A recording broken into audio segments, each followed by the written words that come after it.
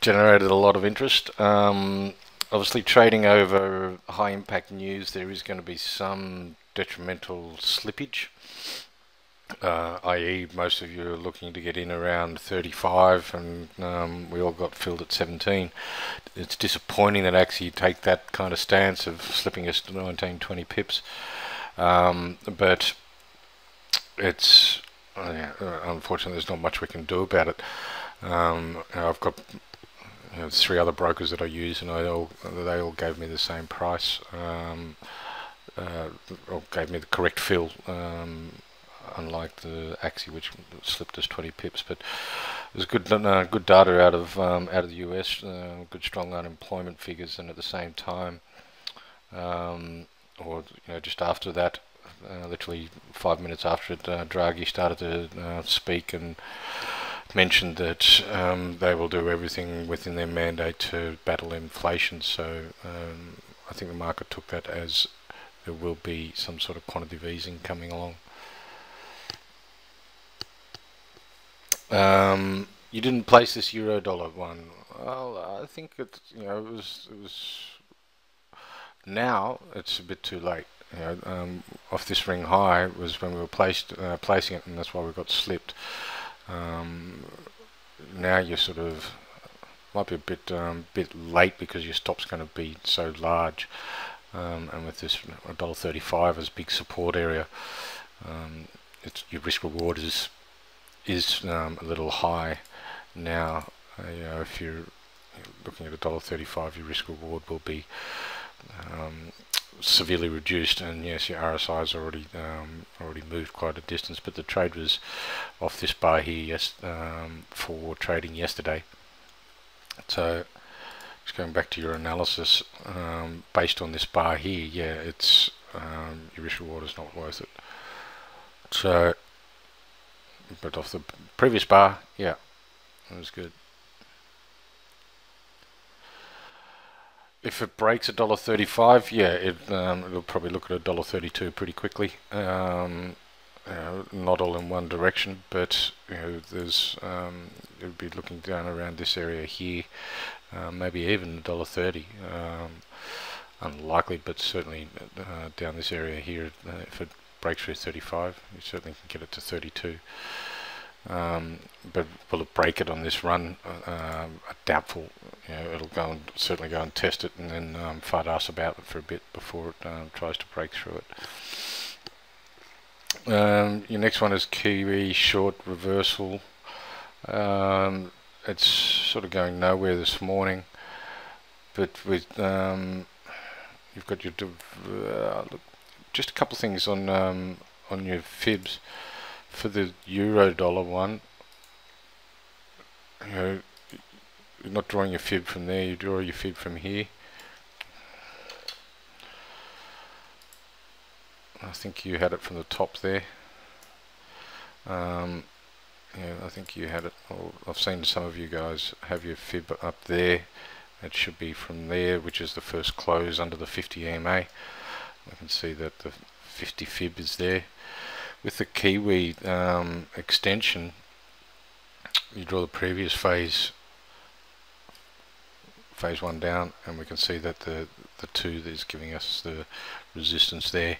You could even potentially do it from that bar, or maybe this bar, but if you do it from that bar, yeah, that's the first close underneath it. You can see the 1.618. Is that where you had yours from? Yeah, okay, you had it in the right place then. Good. And yep, we can see that there's divergence happening. There was divergence happening on this ring high here, on this ring high here, but now we've been waiting for the sellers. We certainly got them thanks to the non-farm payrolls overnight, but it actually closed as a buy bar. So you then need to ask the question is, if you're going in there, what's your risk reward like? Because you're looking at sort of 100 pips, or maybe 90 pips for only 70. And the reason why I say 70 is because your RSI is already at 55 level. So I might get down here to this low here, maybe, before it turns again. Yeah,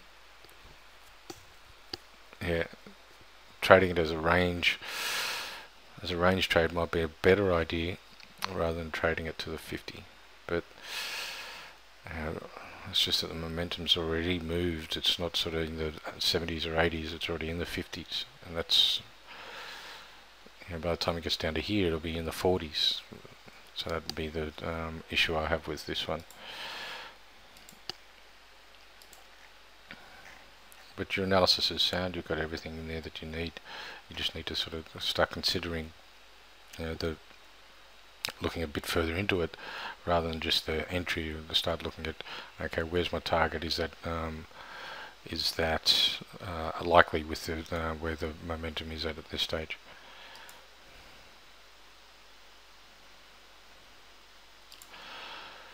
Okay.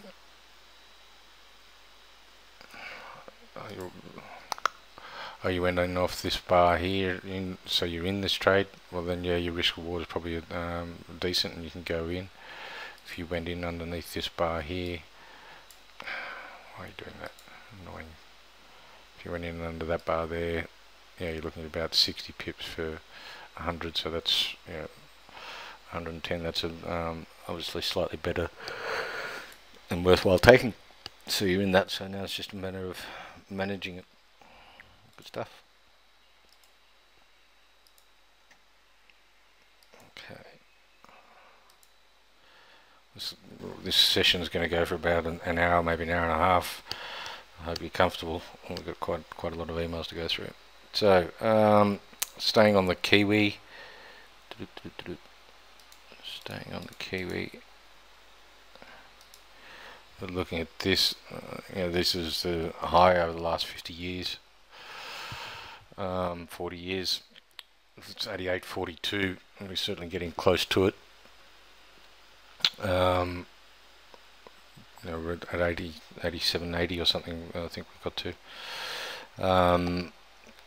We're sitting around about 100 pips from it at the moment. So, not sure if what this trend line is, or if that's just gives you an idea of the move. Yeah.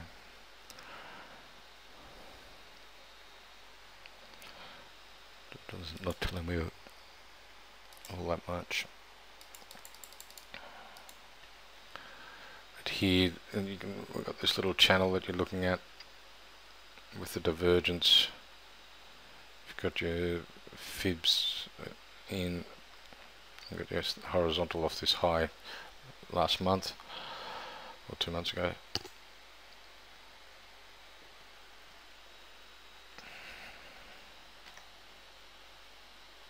Yeah, it's looking good, mate. And as you say in your email, what we just discussed is the risk reward ratio on it.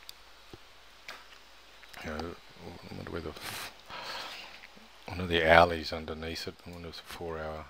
Yeah. We haven't had that cycle underneath yet on the 4 hour, but the hourly's certainly under there.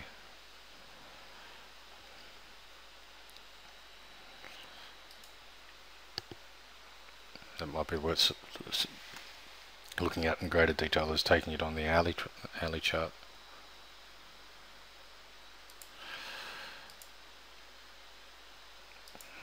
Okay.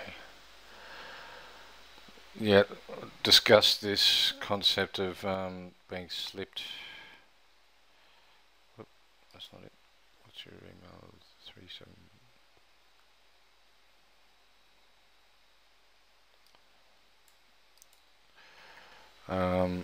The setup was good off this here. As we know, the market moved rather aggressively. Last night we can see that, you know, we were getting in around the 50 EMA on the hourly chart, around 36.50 or something like that. It was just underneath this bar here, and that slipped. Yeah, and we got filled in around here somewhere. So that's disappointing, and that happens. You can email Axie and ask them for a change of the fill, and if they're feeling feeling generous, they may actually give it to you if you. So that's, you email that to Russell Sanderford if you're wanting to contest the trade. There's, legally there's not much we can do. It's just a matter of good faith and business relationships that they should fill us at the proper price. But legally they can fill us at any price they want. So if you do want to contest it, email the order ID number and your account number to Russell and say, hey, this is the fill I got, and that should, it's 19 pip slip is rather drastic. Has it happened on AxiTrader before? Yes. Unfortunately, all too often it's happened at AxiTrader. Okay.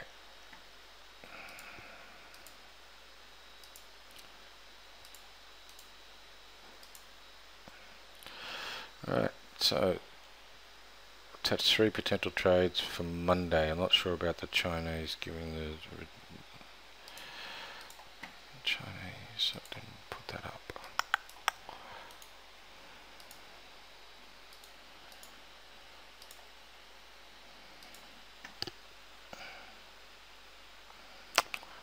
There's a little cycle under there. I wonder if that's what you're looking at. Let's have a look.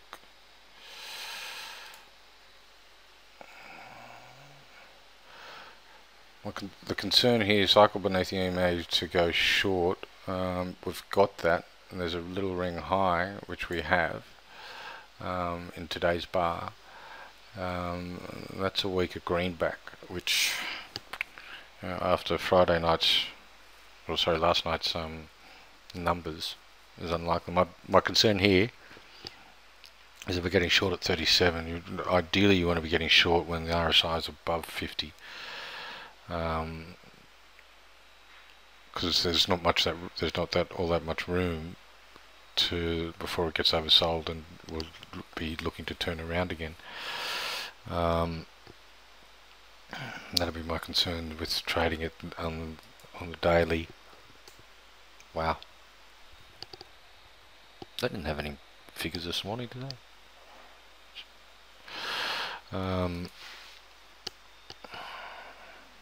But yeah, there is a ring high, and that's the sort of, we had that cycle under the 50.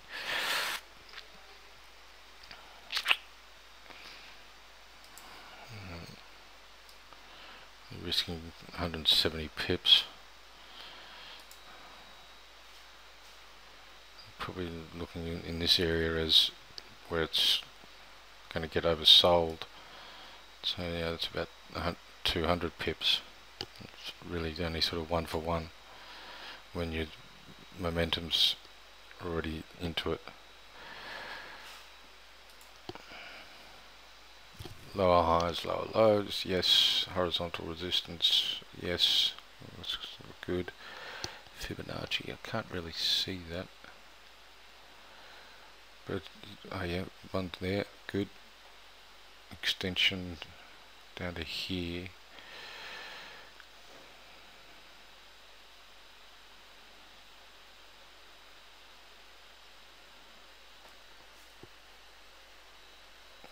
Five out of 9, yeah. Target 6.18, there's the 2. That 2 is roughly, I'd be looking at the 1.618, which is, yeah, what you are looking at. That's good, because it's about this low here. Risking a 0.25%, yeah. Worthwhile for a 0.25%, targeting that. See how you go. Okay. Next one is Euro Aussie.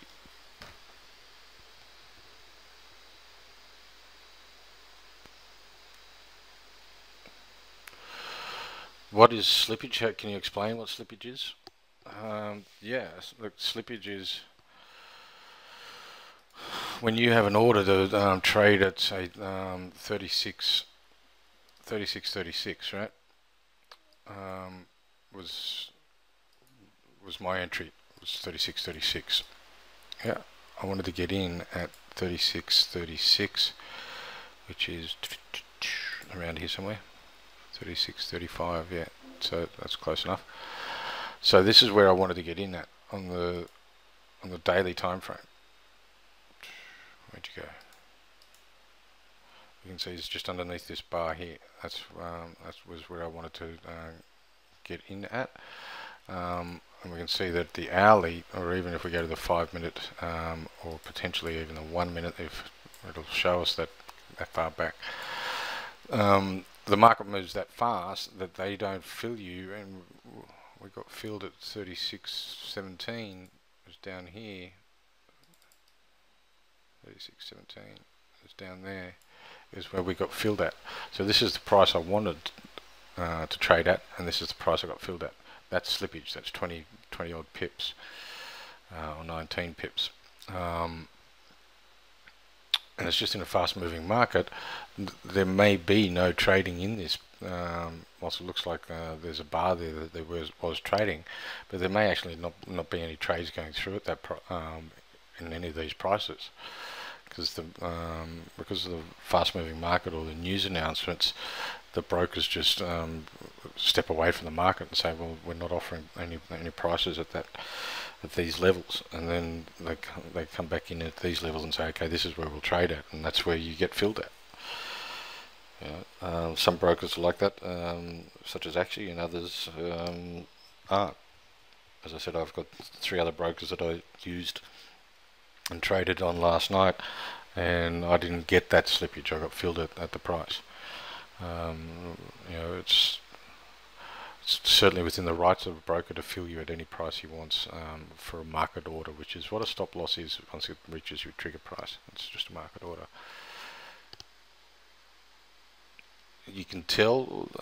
No, you can tell. How you can tell is what your fill price is. You know that you placed the order at 36.36, and yet your fill price is 36.17. So that's how you know. It's not dollars per pips. Where do you see that? You see it in your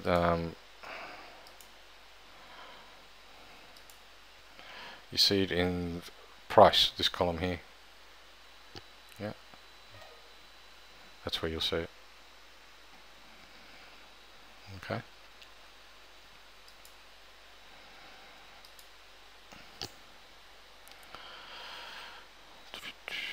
Right, so Euro Aussie short, lower highs, lower lows, horizontal, bearish price action, what we're waiting for. 50 EMA, yes. Resistance, RSI convergence, hidden divergence, no major trend line support. Okay, Euro Aussie. Don't have it. Alright.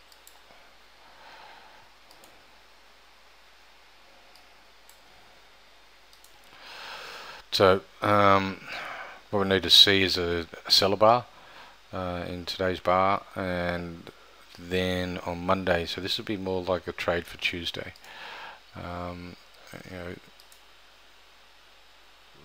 Good. Why does it do that? That's annoying.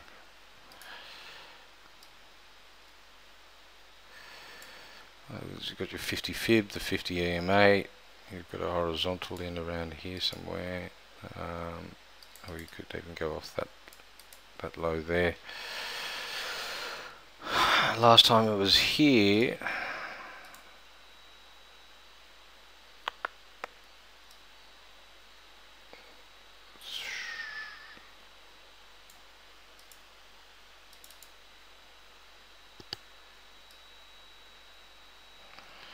It's not much of hidden divergence, but there's certainly convergence. So now what we need to see is a bit more selling. We've had this sideways action effectively, and then it run up overnight to tag the 50 EMA and the 50 fib. We just need to see a bit more selling there. Can I name the other brokers that I have? Yeah, I use FXCM, I use IG Markets, I use Admiral Markets, I use Think Forex, and I used to use CMC, but that's because I don't anymore, but I used to be there. Yeah. How do you see the hidden divergence on the euro dollar? I don't see the hidden divergence. This analysis has said there is hidden divergence, but I'm not seeing it. I'm just seeing convergence, not hidden divergence. Euro dollar, to get filled at 36.35, somebody would have to be buying the euro. Who would be buying the euro with the strong non-farm payrolls? Yeah, and weak Mario talking exactly. Well, you know, the broker has to fill you at a price, so he has to be buying somewhere. Who would be buying? Maybe someone who sold at 37 might be buying it back, thinking that it's going to turn around. Who knows why people do things they do, mate? You know, that's why there's a marketplace, is because other people have different opinions. Okay. Looking at the CAD now, potential phase 2 long, there's certainly divergence there. There's a horizontal trend line, you got the extension, you're way past the extension. Okay, we are way past the extension. If you do your last annoying piece of shit. We're past the level 2 of extension. Interesting though, this has been in a pretty good trend since that time. You know, pretty good uptrend. If we tag that, yeah, and then we go, okay, well this is the cycles, and we then do a Fibonacci from that cycle there. Now things are looking a little stronger as to potential turning points. Yep. So that was on the weekly. You've got this cycling along this trend line here. 1, 2, 3 touches. We're looking at the 4th. Our momentum is certainly overdone, and we're now getting divergence. So all we need to see is waiting for the buying power. I didn't trade with CMC last night. Yeah, so this US CAD is certainly giving us reasons to be looking at this trading as a reversal. You could be looking at the horizontal as somewhere around there, or even if we take it up a notch to that high there. Yeah, we're certainly in the area to be turning around, and we're getting a decent risk-reward ratio at this point. So it's just a matter of being patient and waiting for the buyers' sentiment to come in, and we could be looking at that.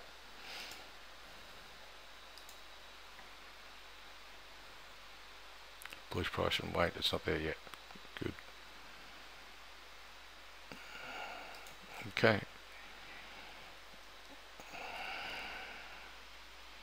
That's your 3.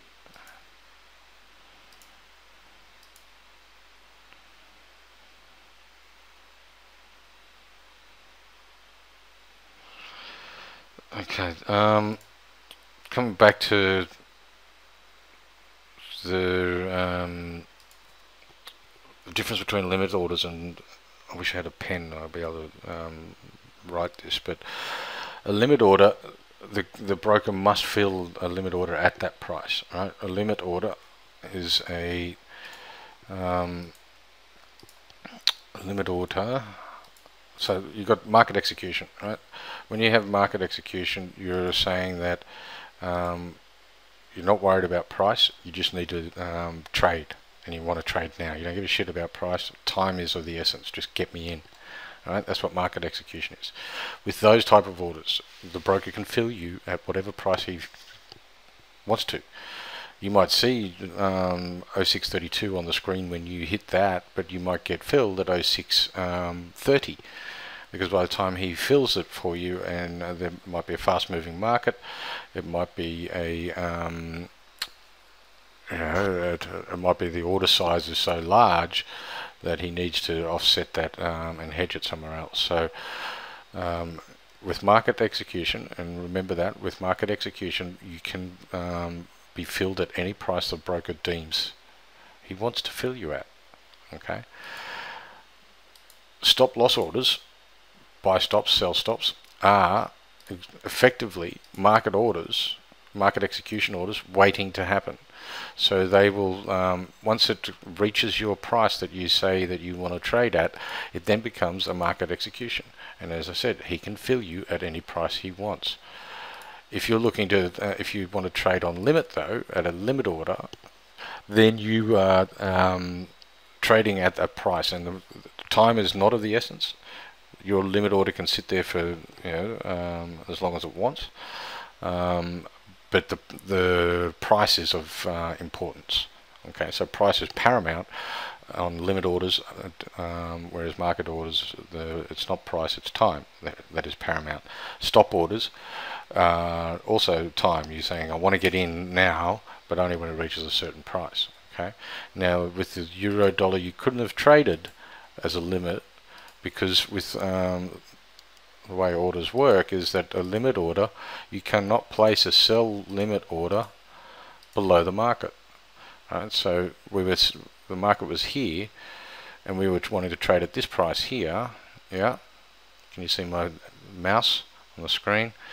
And if we're wanting to trade at that price, it's below the market. I can't place a sell order below the market, right? Whereas the market's trading at 36.06. Yep.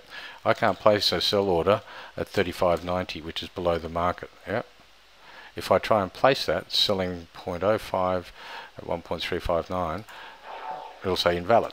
Right? I can't place a limit order below the market. If I change that to 36.90, yeah, sure, I can place it, but it's above the market. Okay. So that's the difference between limits and stops, and why you would get filled. Target the 50 EMA on the dollar CAD. Yep.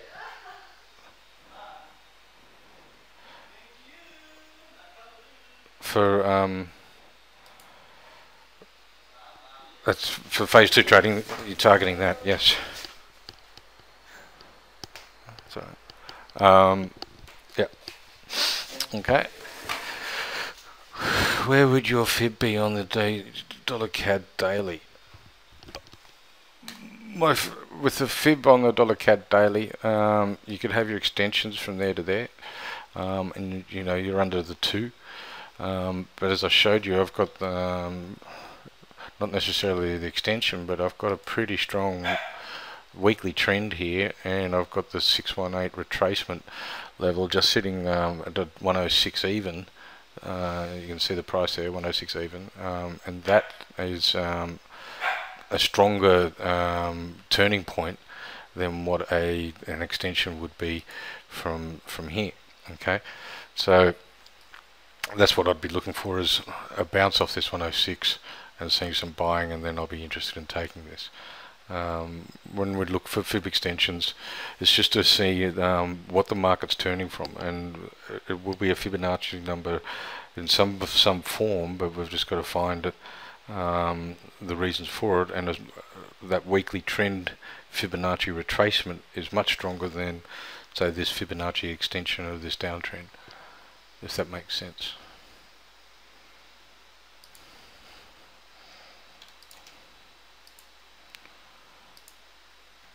Cool. Euro dollar.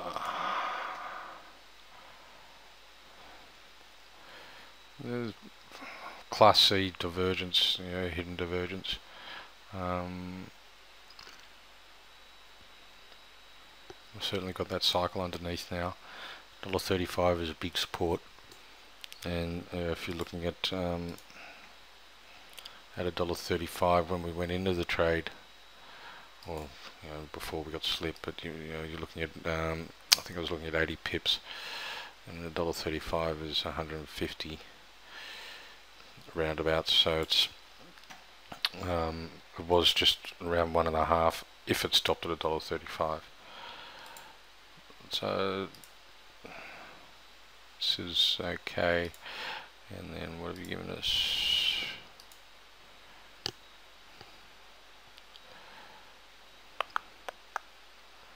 Fib cluster. Cool. ATR 7 is 50 pips.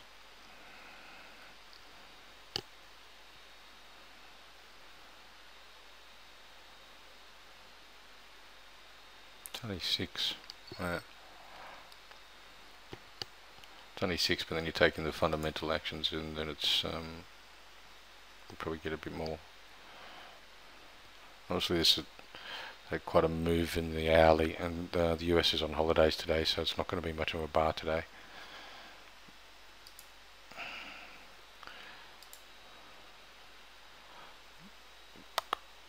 But yeah, I think this is trading off this bar here. I don't think, mate. I'd be looking at trading off the shorter time frame. If you've missed it now, get the cycle underneath. Independence Day. Yep, it is.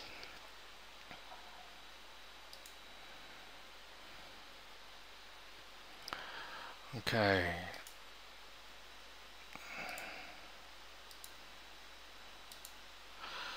Another email about slippage. I've got a whole bunch of these. So aware about that, what happened. Okay, so we've discussed slippage. Don't need to go through that, do I? Yeah, you can see where you got slipped to. It's annoying, very annoying.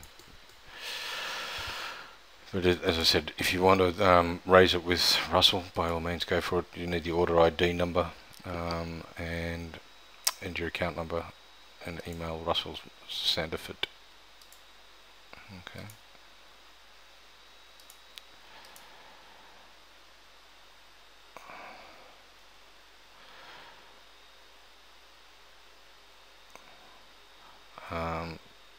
Okay.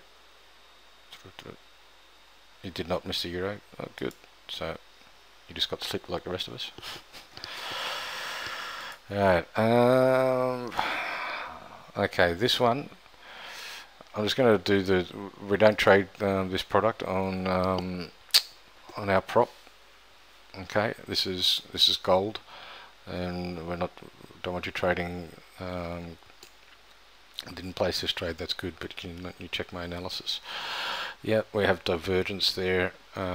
Gold is very much an emotional trading, so I'd be a little concerned about it because it can move quite aggressively off the back of any sort of flashpoints such as Iraq or Ukraine, because it's the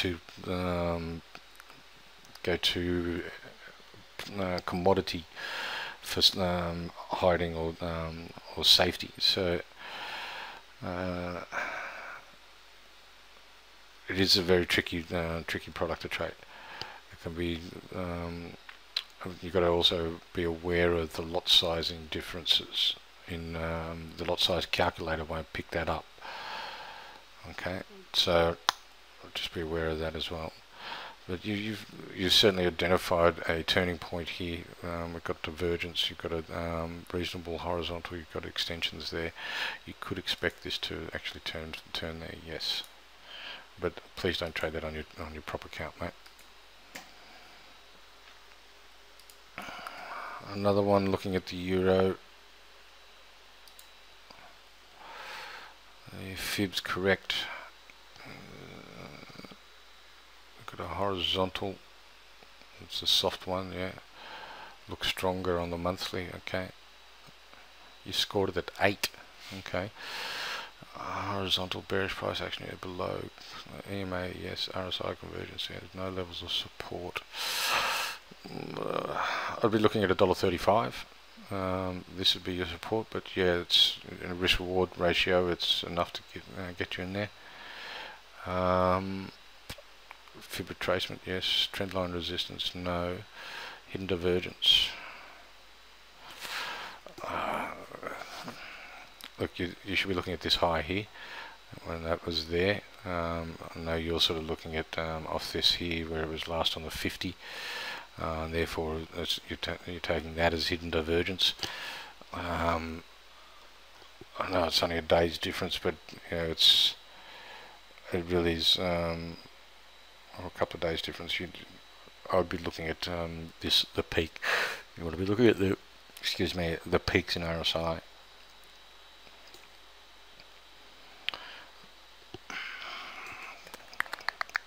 Yeah, I wouldn't have given the hidden divergence, but that's all looking pretty good. And not set target. Check the retracement. Am I correct in calling it 50 would be 618? Seems to be in between. Yeah, it's in between. We want it turning in this zone. You know, I don't like trading off the 382. I prefer it to be deeper. A deeper retracement to either at least the 50 or beyond it to the 618 or even the 786. I rarely trade off the 382, so you know, I think we've got it turning, and that's the biggest point, is that it's turning within the between the above the 50, which is where I prefer to be trading it.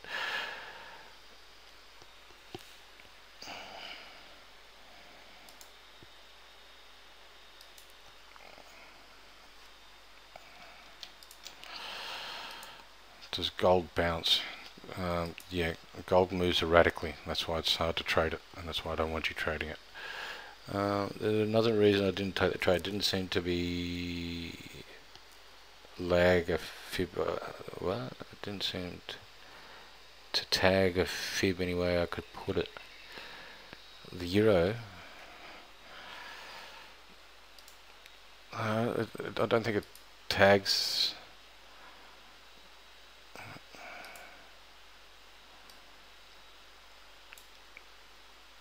Not exactly tagging it, but you know, we can see that it's turning within above the 50, and that's what I was saying, is that people were looking at this one here, and to me that was a 382.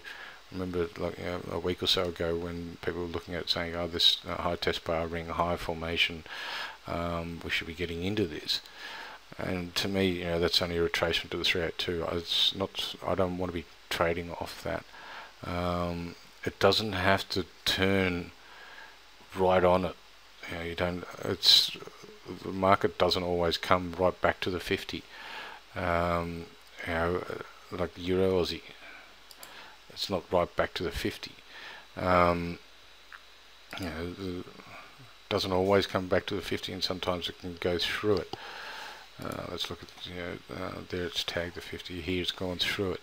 So, you know, it's not a precise science, but what's the biggest thing I'm trying to get across is that we want, here it's too shallow. There's not enough. It hasn't worked off enough of the oversold area. You know, there's still a lot of buyers left in the market at this point. But once it gets to the 50 or through it, then yeah, we can say, hey, look, you know, we've got a proper retracement. It doesn't need to turn on a dime, so to speak. Okay. And remember the pound when it came up to the 63.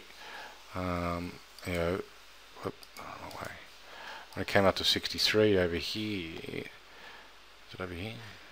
It sort of shied away from it for by 40 pips, but that was strong enough to take it. 63 is a very strong resistance, but it didn't quite get through there. So this is strong enough to say, okay, well, it's 40 pips away, but it was, you know, the market's shying away from it because it's such a huge level. Yeah. doesn't have to turn on a dime. Sometimes it does, and it's great when it does, but it's it's not an exact science. So yeah, you just got to try and understand where what we're looking for and what we're looking at to say, oh, okay, well, we're in the area that we want to turn around. Right, provide feedback on the attached Swiss Sing.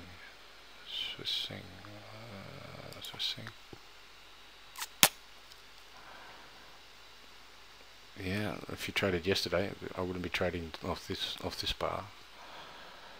So where's your Swiss Sing? Okay, good. Entry at 39.83.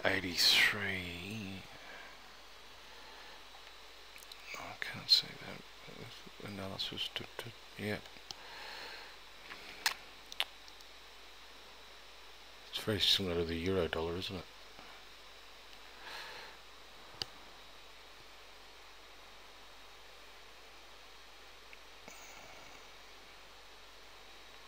Got divergence here. You're not you're looking for convergence across here, and you've got that convergence, and you've even got hidden divergence, being that, you know, if you're looking at it from here to here is hidden divergence. Yeah. So the RSI is good on that, and you got in at 39.83, 100 pip stop. Yeah, I hope you didn't get slipped, but you're certainly in the money at this stage. That's good.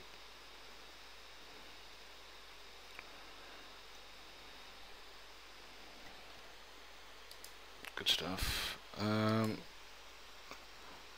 you're also looking at the euro dollar, and from a pattern point of view, it looks very similar to what we're, yeah. But you got your analysis there below. You are finding it's not support, it's resistance. You are finding resistance in the moving average. You could have given that a tick. Fib retracement, you could give that a tick. Trend line support, you've given that a point. I don't see that. Okay, you don't even have it on your chart, so I'm not sure why you're giving it at a point.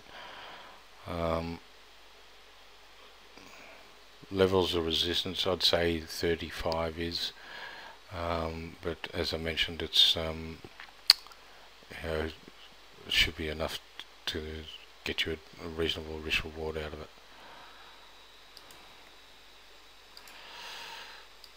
Okie dokie. Pound Aussie breakout trading. Alright, I don't have a problem with you guys taking on other types of strategies. I've said that all along. If you know of a strategy that's working for you and making money on your own account, then by all means apply to your prop account. You know, there might be situations that you present to me with a trading strategy, and I'll say it's not something I would do. That's just me, you know, being honest with you. It might not be something that I would do, but it doesn't mean it's not effective. It doesn't, just because I wouldn't do it doesn't mean it's not a valid thing to do. I hope you understand that and understand what I mean by that. So it's, if you've got something that you like to trade, and I know Mark McCabe is introducing you guys to some new concepts, and that's fabulous, and you can apply those new concepts to your trading. All I ask is that when you do these kind of trades, is that you record it and you do screenshots like this, so we can come back and analyze it. If things go tits up, then we need to be looking at it and going, okay, well, your account's gone down. Where's the failure in this? Is it your trade selection? Is it your trade management? Is it the market conditions? Is it your psychology, or is it your trading strategy? What is it that's failing, and how can we address that?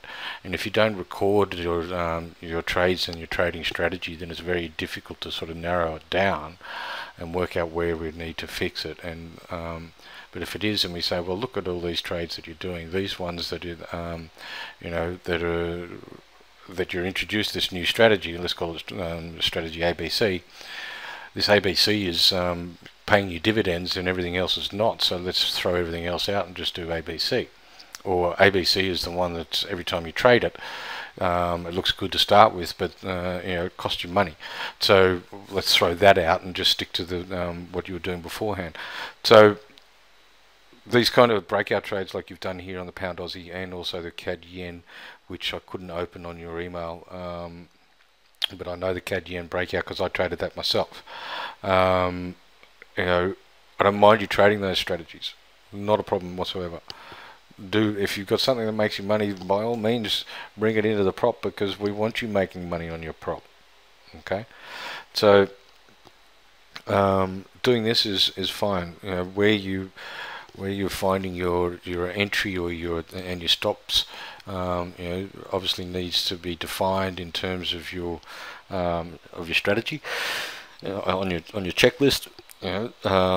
With the sort of ring swing turning points that we've gone through in the course, we have obviously put the stop at a designated entries 5 pips above or below the swing high sort of formation, and our stop is 10-13 pips on the other side of that formation. And so you need to identify in your strategy what your entry rules are, and then once you're in it, how you're going to manage the trade. Do you have a target on it? Do you trail your stop? So on and so forth. If you've got something developed like that, or you're developing something like that with Mark, go for it. I'm all for doing that. All I want you to do is just record it, so then we can analyze it if things do go tits up. If they don't, if you're making money, I don't bother looking at your account, really. I don't care how you make money. Like last month, we had one guy who made 7% in the month. Wasn't really following the rules that I've introduced, but he made 7%. So I'm not going to criticise that. I'm going to say thank you, well done. Let's go halves or split the profits.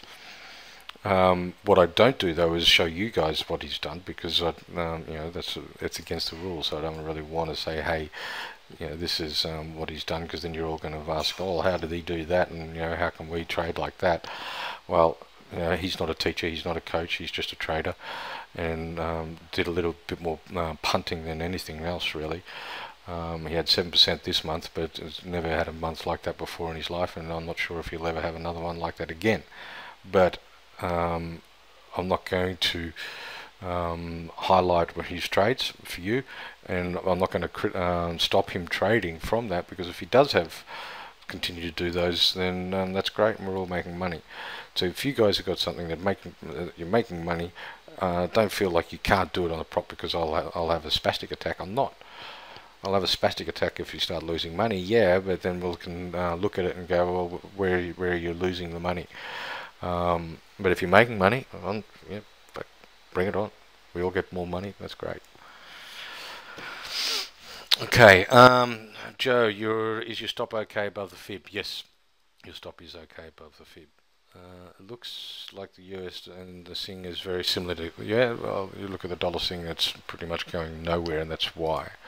And if you look at the dollar Sing, it'll be just trading sideways, I think. Dollar Sing, dollar Sing, yeah, going nowhere fast, really.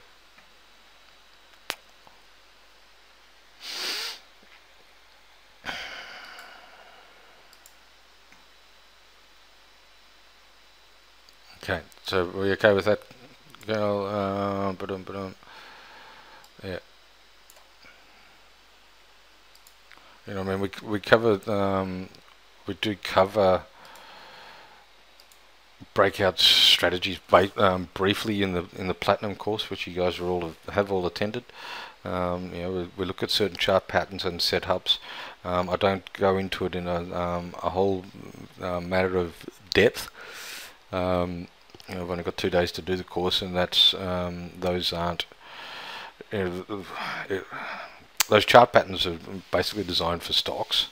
That's where they've come from, is stock market trading, and stocks do trade slightly differently to currency markets. They've got different influences that's driving their prices, different fundamentals.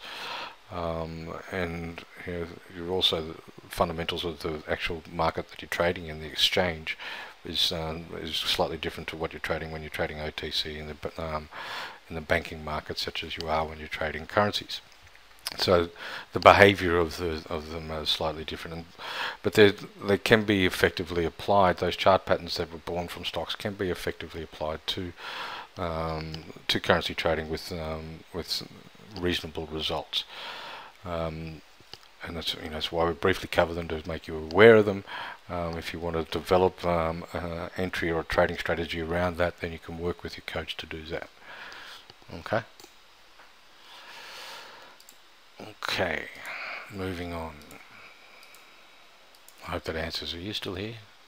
You're normally here every day. You're not here today. Okay.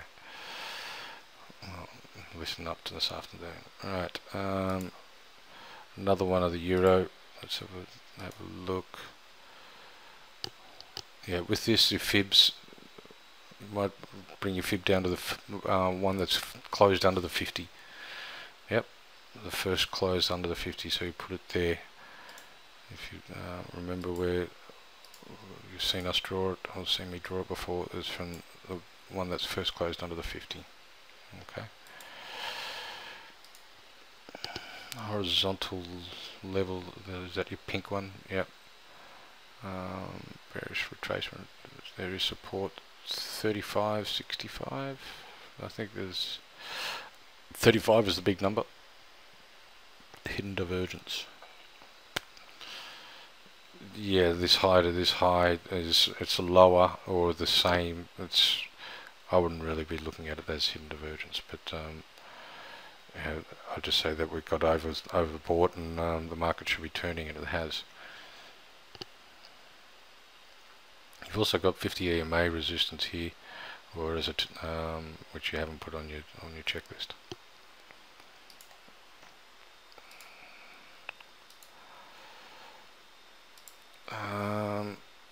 Another one at the euro.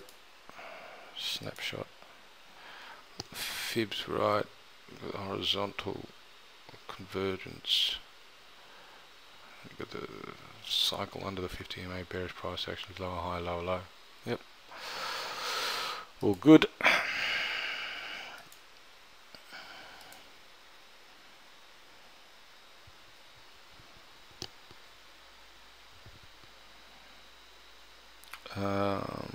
Can you Aussie dollar, CAD, Aussie CAD, and CAD Swiss. This one. Okay. What was the pound Aussie trigger? It was effectively the snake, if you want to call it that, or it's a breakout. Yeah, breakout trade. You're looking at. There's your. That's your area of congestion, and it's trading the breakout. CAD yen I traded. Unfortunately, I got out of that, and it's still bloody going, which is annoying. CAD yen. Where'd you go? Up here. CAD yen. There was that huge resistance line across here. And traded at 94.15 on this bar here as a breakout, and then look at it go.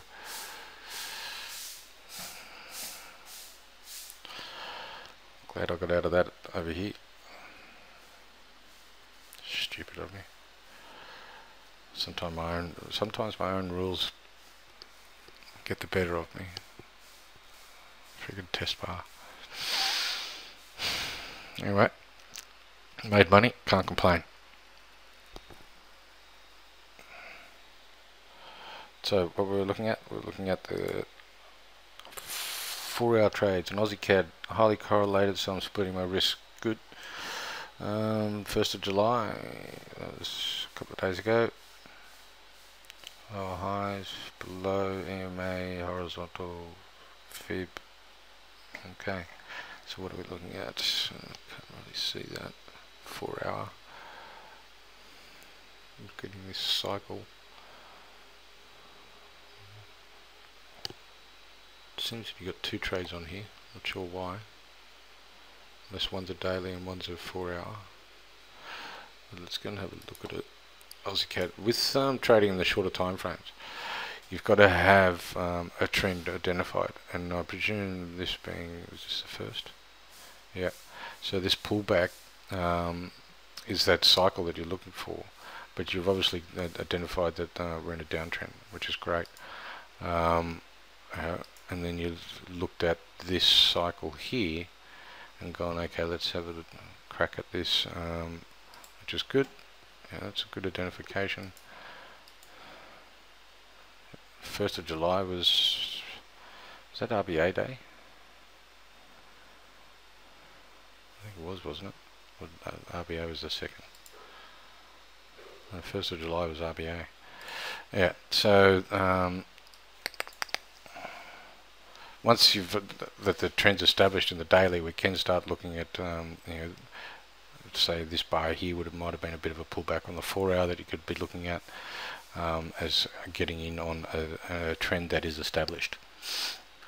Okay, and yes, you still need to sort of do your fibs and go, well, here's the cycle, and we'll come back and there's one that's turned like a dime on the 618, and we're going short underneath this, and there's your reversal bar, your stops underneath that, and you'll be looking at getting out now, which is not a bad terms of risk reward of 40 pips, let's call it 45 pips, and you're looking at 120 pips. So that's about 3 times your risk. If you risked 0.5%, that's 1.5. Nice. And CAD Swiss, similar sort of thing happening here is that you're got a trend that's established clearly. It might be FOMO trading if you're trading on the daily out here, but in here there might be an opportunity. That was this pullback here, an opportunity for us to get in and look at trading that. Your Fibonacci across to there. You've got the 50 giving us support here. Yep, that's all good. So let's have a look at what you entry of one. Good. I don't know if you had a target on that, but you should be out looking to get out now. Then you went long on the CAD Swiss.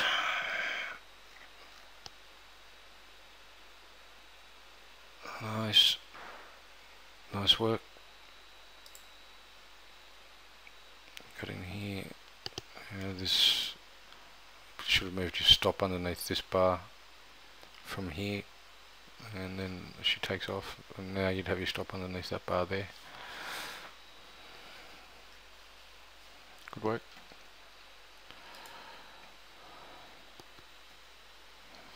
Very good work.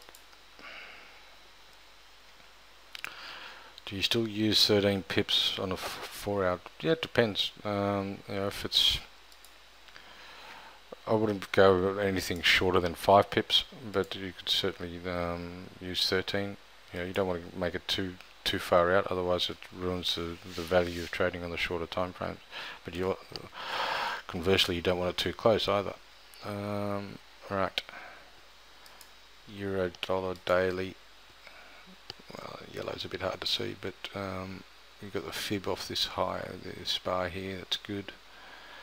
Spread is 1.6. Yep, that's all good. And that yellow's hard to see. I'm sure you can find another colour that'll be a bit easier on you to identify, wouldn't it?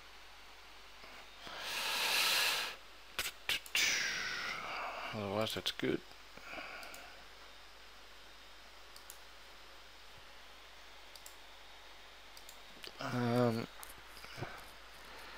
Euro dollar. Yep. Again, the fib should be off this one here, rather than the start of the move.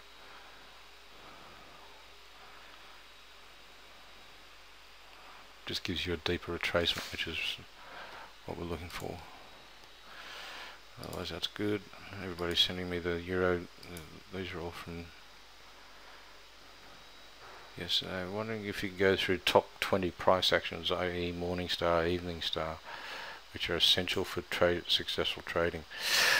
No, I'm not going to do that. One, I don't have a list of the top 20 price actions.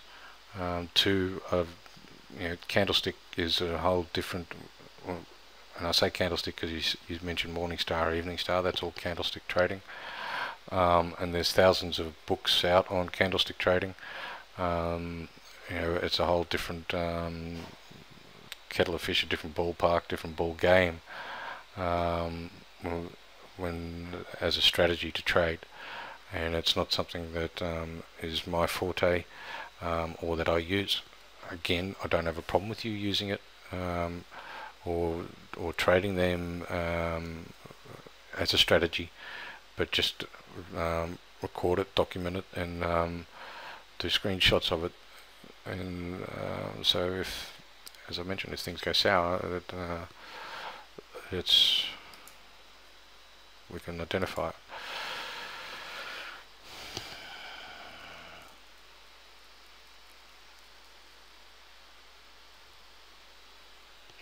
Okay, pound Swiss.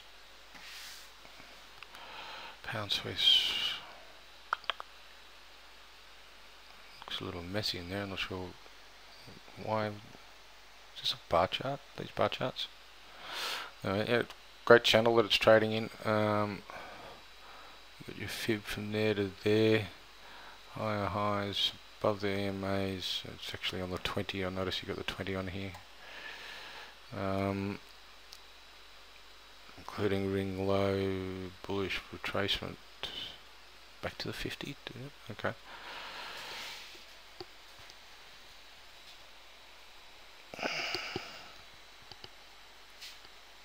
Alright, pound Swiss.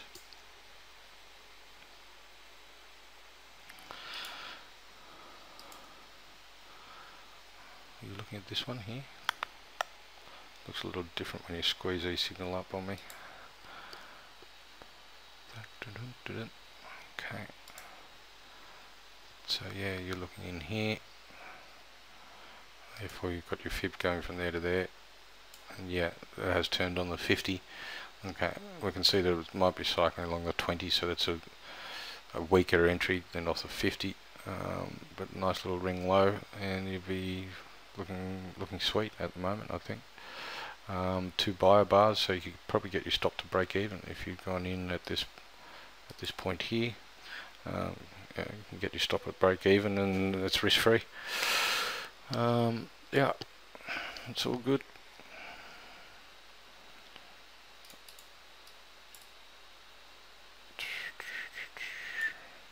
Bounced off that high. I wonder if that was a significant level. Yeah, just a bit. Okay.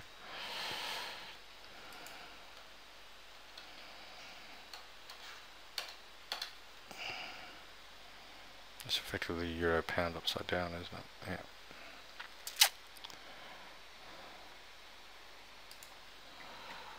Okay.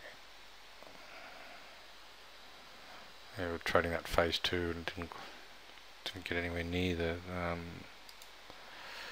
finish line. So what are we looking at here? Is the Kiwi CAD.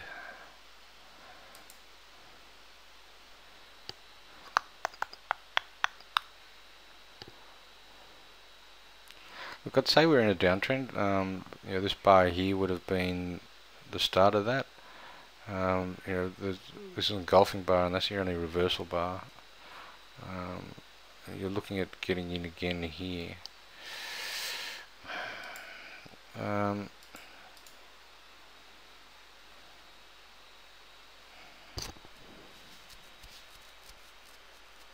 Yeah, so we're in a downtrend. You'd say this, there's your cycle.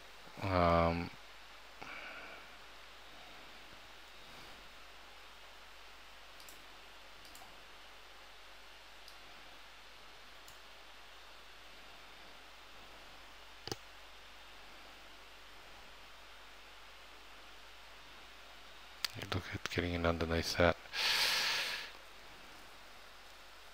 Yeah, I don't really have a strong objection to it, but you are right on the 50, and at that point you could be saying, well, you know, it's flipping either side of this horizontal support line here. Gone underneath it, gone back over it, and you know, we're just sitting on it. Going in now, you know, your momentum's pretty much over, getting pretty well overcooked. More than likely it's not going to get past this, so therefore you need to be looking at your risk reward ratio.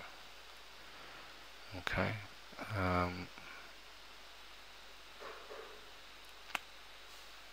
This might be one that you could have looked at in the 4 hour. And that was that big move down there. Get this pullback. Get somewhere in here you might have been looking at on the 4 hour. And get a slightly better risk reward ratio.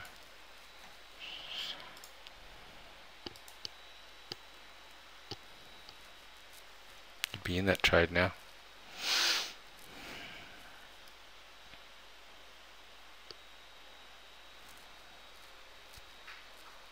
Yeah, so if you've identified that it's cycling, like I can see that your fib is off this trend line, which is what I'm looking at, yeah. And if your fib is off that, and you're identifying, saying, well, you know, this is my cyclicity, then you know, you should be looking at the trade here, and this is a bit FOMO trading, and that's why I'd be going down the time frames to look at it. Okay, euro dollar. Wow, we got colours. I haven't seen colours for a while. Again, with the fib, should be off this bar here. But yeah, a little too early in the move to go. You needed to wait after this bar here. I think going in.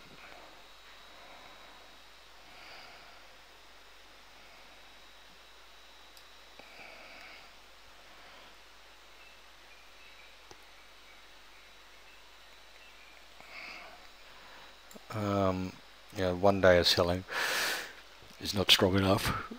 I know Harry Hindsight says, he says, yeah, well, that would have been great if you got in here at, you know, 36.70. You know, you'd be looking like a legend, but you know, Harry Hindsight is a multi-billionaire, and we can't trade with hindsight. So I think it's a little too early to get in at just 1 bar after all this move here. You need to see a bit more selling.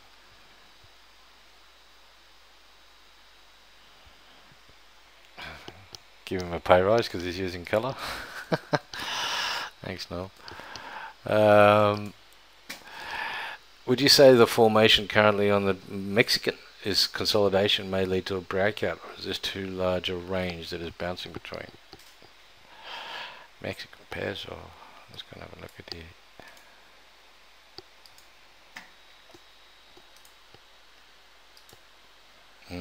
Don't look all that crash hot.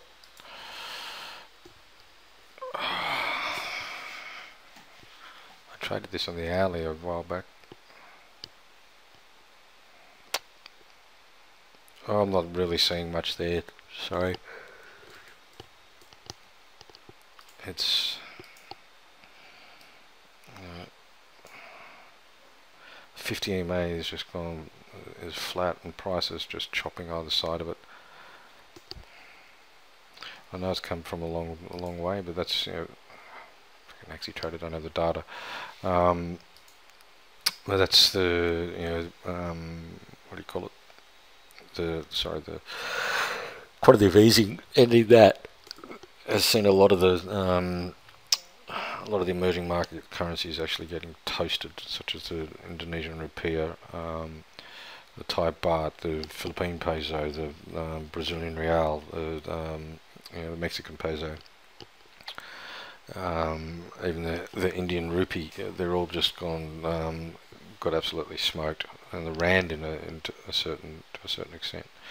As money, once quantitative easing was, the taps were starting to turn off, the Americans pulled their money back, and so all those emerging markets got absolutely slaughtered, and this was one of them.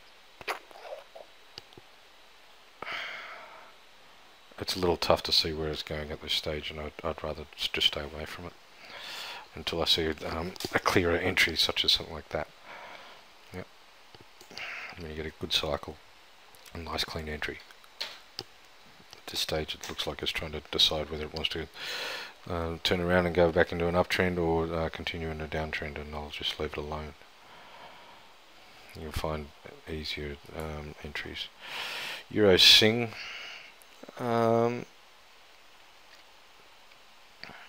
Similar to the euro dollar.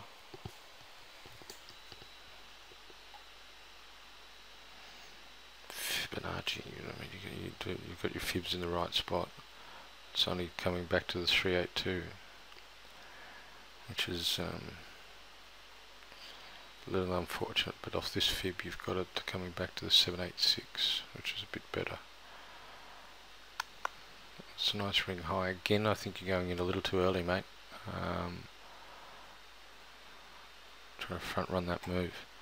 I know I'll probably pay dividends for you on this because of the move. But yeah, I think it's just one bar, and it's an inside seller bar. Maybe not even. It could be a higher high, but look at it. It's just not enough indication that it's going to carry on. But yeah, everything else you got there is good. It's just I think you're going in a little too early.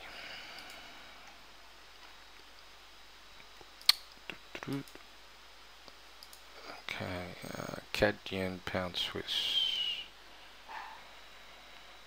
CAD Yen, it's hit your target, has it?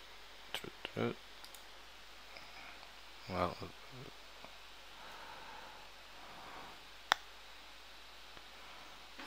I'm not sure where you got in, unless you got in way back here somewhere. You've been carrying this for some time, haven't you?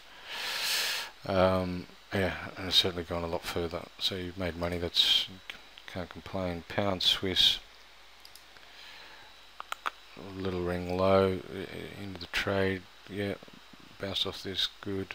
You've got the fibs, good. Convergence, or a little divergence there. Cheeky little divergence. Okay, well that's only going to add to the trade. Really? I didn't see that.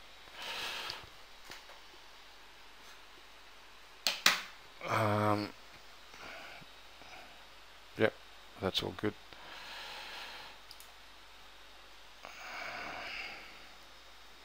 Good identification. Too loose and choppy on the Mexican. Yeah, it's a little hard from here to see the fundamentals on it as well. Pound Swiss, another one that's looking at this. Good identification, good chance of getting there now. Only Class C hidden divergence. It's in this channel. Class C hidden divergence. Okay. This is set up again and the conditions are still valid, so I'll put it in another trade. Oh, because you're looking at on this ring low here. Is that what you're...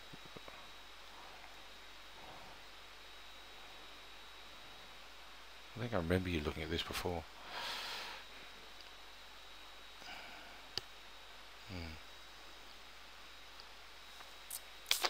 Can't remember what I said. I think I said it's unlikely that this is going to go. Well, haven't I been proved wrong? Not only did it go, it's gone bananas.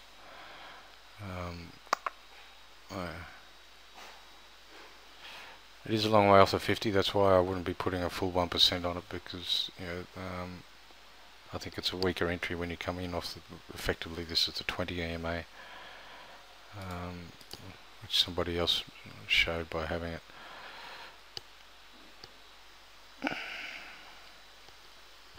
Is it just coincidence that the dollar Czech chart resembles almost exactly the dollar Swiss chart? No. The Czech, a lot of those European currencies are very much like the euro. It's just the euro upside down. Yeah. Okay, so what else have you got for us in this?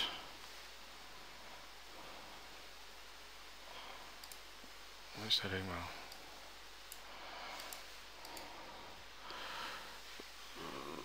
The trend line of strong horizontal, also bullish flag is still valid, so I think it's a good setup. I've been checking out the new correlation features on AccuTrade and they seem to be matched reasonably close with the FX ticket. The risk price file is just to show how that the formula works and the risk has cancelled out. Okay, so here you've got CAD Swiss, which I think you're long, pound Swiss, which you're also long, and Kiwi, so CAD you're short, Swiss you cancelled. Yeah, awesome. So effectively, what you're long the pound Kiwi and long the CAD dollar, if you can look at it like that. That's all right. That's good. So you're long pound and it's powering. You're short Kiwi and it's falling. Long US dollar and it's certainly powered overnight. Short CAD. I don't know if I agree with that one. I think the CAD is also gaining a bit of strength, but certainly, 1 and 3 against 1, you should be doing all right. Good stuff. Are you short the CAD Swiss?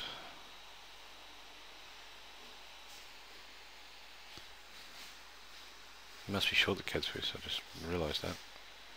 Short the CAD Swiss.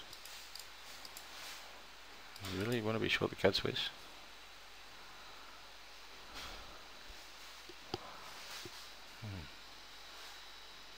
Okay. Correlations, pound Swiss, CAD Swiss.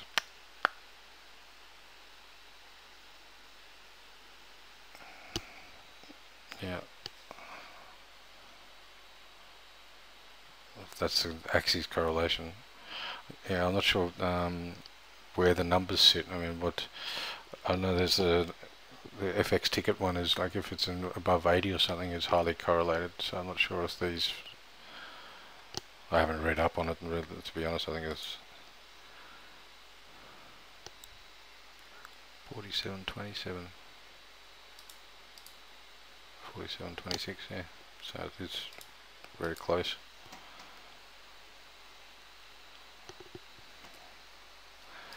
Maybe they just, it could be that they're stealing it from them, or it's the same technology. Alright, that's that email. I've got a couple more to go through. What are we looking at? Currency pairs. I have a general question. When trailing the stop as per rules, for example, 2 buyers bars, do you use 13 pips under the low or 5 pips? I use 13 pips for the initial stop and have been using 13 pips for trailing the stop. Just wondering if you keep it tighter when trailing the stop. No, I still use 13. I never use 5, but yeah, 13, and I do that on the trailing stops. Okay.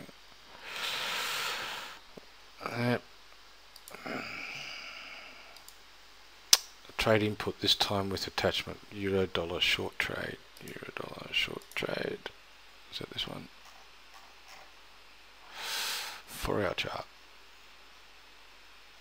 Some resistance. Short 4-hour chart.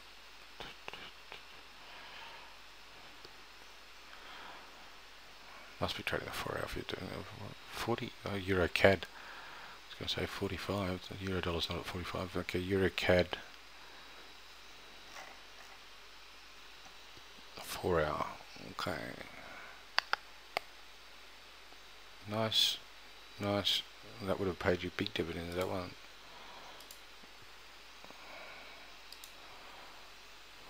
Over here. Nice one. Yeah, there's above that. Certainly should be above that now. It's good stuff. It does say euro dollar, but it's euro CAD. Stops above there. Nice work. Good trend line. Targeting 618, 144.84. Happy days, mate. How much did you risk on this? 0.5%. Good. Nice 1% return. Do that all day, every day if you can.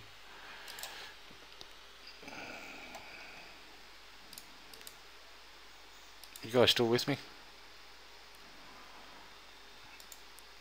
Please make some comments on my lost trades. Yes, good. We're here. Right. Lost trades. Why did this? Why do you think you shouldn't have gone short here on the 3rd of June on the Aussie CAD? Oh no, this is Aussie Sing. Anyone tell me why you shouldn't have gone short on the Aussie Sing on the 3rd of June? This is 3rd of June here, isn't it? That's the 3rd of June, I think. This bar here is the 3rd of June. Going short here.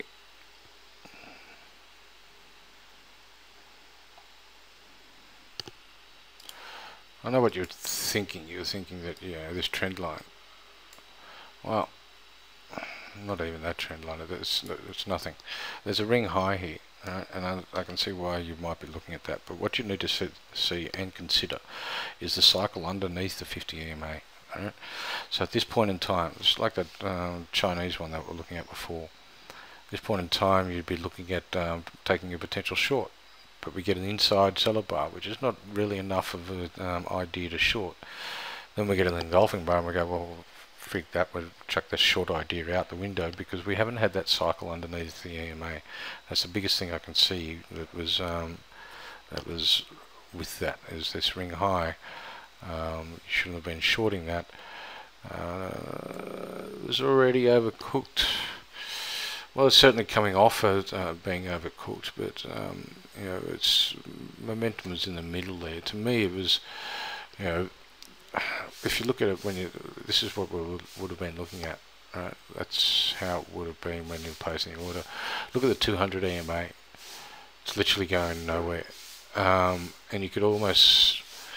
You are getting a lower highs, yeah, and you're getting lower lows, yes, but you really don't have that cycle underneath the moving averages yet to warrant that we've broken this uptrend and we're now in a downtrend. Yeah. Yes, this significant low was broken. I guess you could argue that, you know, we've failed to make a higher high, and we've actually now gone and made a lower low, so that's you know, broken that uptrend. But we didn't get that cycle underneath that confirmed with the selling. You know, this is above the moving average, and you know, to me that's just chopping when you've got the 50 going sideways. It's not the ideal ideal look for a setup. Pound Swiss going long. Not sure why this is a losing trade. You know, that's been in a good. You went in 49.72. You went in. Oh, okay. I remember now why this was. You got taken out on news. This bar here. Yeah, you went in here at 50. This is your entry in here. You went in above that ring high there. Okay, that's, you've had that argument. You had your stop underneath that, and news today. Obviously, the volatility around that took you out, and that's freaking annoying and disappointing, especially when you see what's happened afterwards.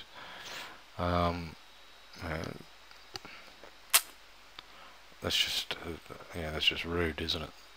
And unfortunate. Were you 13 pips underneath this? Because that's where you should have been. As low as 76, so you should have been around 63 or something, and low as 67. So, you know, had you been 13 pips under this bar, you would have probably stayed in. If you'd been 5 pips underneath it, you would have been taken out. And that's a little unfortunate. Okay. Euro Sing, someone's just emailed this in, latecomer. It's a bit like the euro dollar. I think it's, you know, the move's already happened, and the move was on the back of the ECB last night. This bar here, the risk reward ratio. Well, you might be able to get something out of this, but let's have a look at that and say, well, I'm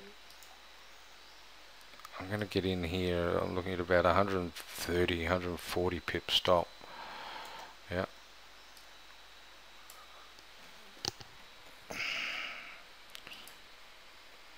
And then I'm looking at a target of say 210. So yeah, that's maybe 1.5. Maybe 1.5.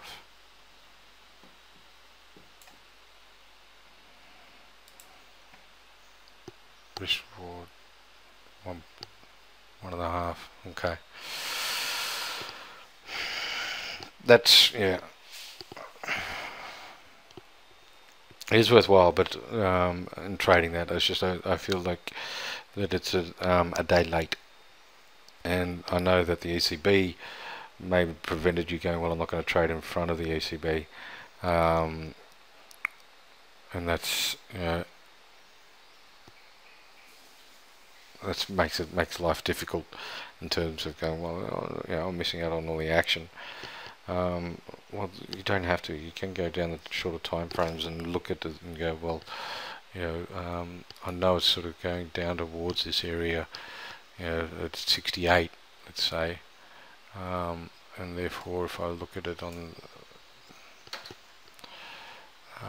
getting that cycle underneath the moving average on the 4-hour and potentially getting an entry in there. Just an aside, the Mexican yen has bounced 9,500 pips yesterday. Well, the yen had a great run thanks to 288,000 jobs added.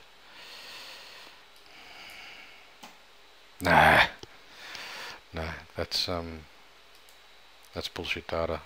That's bad data. When you see shit like that, that's just the software provider or the data provider putting in a wrong price. Probably put in a price of $8.80. High is 77.92. Yeah, that's just bad data. There's no way that the market did that. Thanks for that, though. It's funny to see. All right. So yeah, look, you can do this. I'm not going to get upset at that, but I just wanted to see you guys trying to get better risk reward ratios.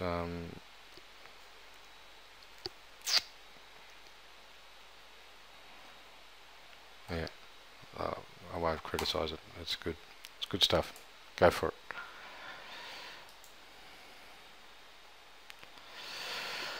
Right, that's us done for today. See, look, we get some emails in and we actually do some work for the day. Alright, so I shall see you all on Monday. A great weekend of sport. You got the Waratahs playing on Sunday. You got, what do we got? We got France, Germany tonight.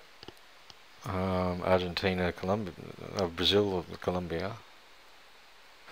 And then you got the Wimbledon finals. You got the Formula 1 Grand Prix. It's just a sports fest. My couch is going to be pretty sore after this weekend. Alright guys, enjoy. Our next session is Monday morning. I'll speak to you then.